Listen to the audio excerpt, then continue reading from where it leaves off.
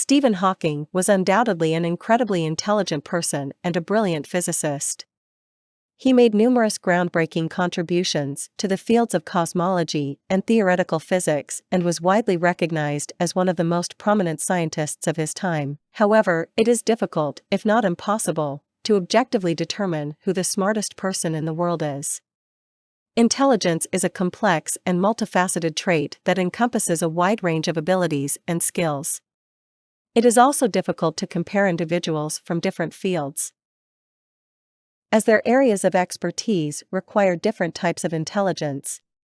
Furthermore, there have been many other brilliant minds throughout history, such as Albert Einstein, Isaac Newton, and Leonardo da Vinci, among others, whose contributions to science and other fields have been invaluable.